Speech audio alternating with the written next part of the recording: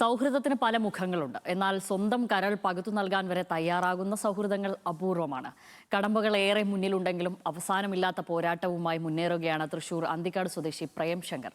ജീവന്റെ വിലയുള്ള ആ സൗഹൃദത്തിന്റെ കഥയറിയാം.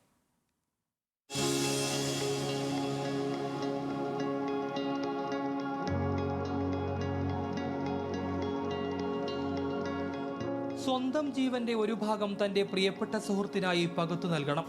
അതുവഴി അയാൾ ജീവിതത്തിന്റെ പുതിയ പടവുകൾ കയറി മുന്നോട്ട് നടക്കണം. അയാളുടെ കുടുംബത്തിന് നഷ്ടമായ സന്തോഷം തിരികെ എത്തണം. ഇപ്പോൾ ഇതുമാത്രമേ തൃശൂർ അന്തിക്കാട് സ്വദേശി പ്രേം ശങ്കറിന്റെ മനസ്സിലുള്ളൂ. ലിവർ സിറോസിസ് ബാധിച്ചതാണ് പ്രേം ശങ്കറിന്റെ സുഹൃത്തിന്. കരൾ മാറ്റിവെക്കലല്ലാതെ മറുമരുന്നൊന്നില്ല എന്ന് ഡോക്ടർമാരും വിധിയെഴുതി. അതോടെ തന്റെ ഉറ്റ ചങ്ങാതിക്കായി കരൾ പകുത്തു നൽകാൻ സന്നദ്ധത അറിയിച്ച് പ്രേം മുന്നോട്ട് വരികയായിരുന്നു. കരൾ പകുത്തു നൽകാൻ പ്രേമും സ്വീകരിക്കാൻ സുഹൃത്തും തയ്യാറാണ്. എന്നാൽ രക്തബന്ധമില്ലാത്ത വ്യക്തിയിൽ നിന്ന് അവയവം സ്വീകരിക്കണമെങ്കിൽ നിയമപരമായ നിരവധി നടപടിക്രമങ്ങളും അനുമതികളും നിർബന്ധമാണ്. ഇതാണ് ഇപ്പോൾ ഇവർക്ക് മുന്നിൽ വിലങ്ങുതടിയാകുന്നത്. മെറ്റീരിയൽ എവിഡൻസ് ഇല്ല എന്നുള്ളതാണ് DLACയുടെ ആ റിപ്പോർട്ടിനകത്ത് സൂചിപ്പിച്ചിട്ടുണ്ടായിരുന്നത്.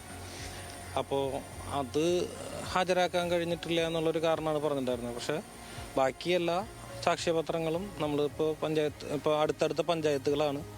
7 കിലോമീറ്ററാണ് ഞങ്ങൾ തമ്മിലുള്ള ചിലപ്പോൾ വീട് തമ്മിലുള്ളൊരു ഡിസ്റ്റൻസ് വരുന്നത്. അപ്പോൾ ഈ നിയമതടസ്സം മൂലമാണ് ഇപ്പോൾ സർജറി നീണ്ടുപോകുന്ന ഒരു അവസ്ഥയിലേക്ക് വന്നത്. തന്റെ സുഹൃത്തിനായി നിയമ പോരാട്ടം നടത്തി കോടതിയിൽ നിന്ന് അനുകൂല വിധി നേടിയെടുത്തു പ്രേം. ഇനി ബാക്കി കാര്യങ്ങൾക്കായുള്ള ഓട്ടത്തിലാണ്. താൻ ജീവിച്ചിരിക്കുമ്പോൾ ചെയ്യാൻ കഴിയുന്ന ഏറ്റവും മഹത്തരമായ കാര്യങ്ങളിൽ ഒന്ന്. അങ്ങനെ മാത്രം ഇതിനെ കാണാനാണ് പ്രേം ആഗ്രഹിക്കുന്നത്.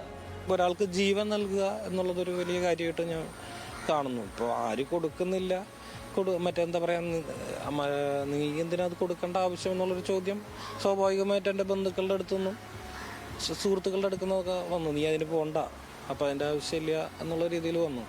പക്ഷേ ഞാനിങ്ങനൊരു തീരുമാനം എടുക്കുകയായിരുന്നു.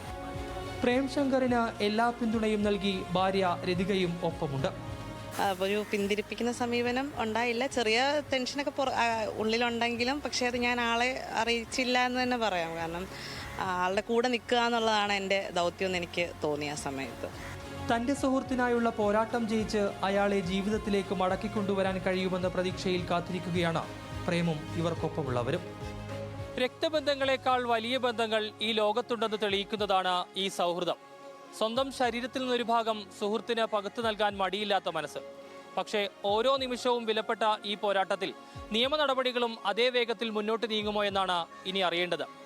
ഒടുവിൽ ഇവിടെ ജയിക്കേണ്ടത് ഒരു നിയമമല്ല, മറിച്ച് ഒരു ജീവനാണ്. കൊച്ചിയിൽ നിന്ന് ക്യാമറമാൻ വിഷ്ണു എസ് ആനന്ദിനൊപ്പം അബ്ദുൾ റഹീം, ന്യൂസ് മലയാളം.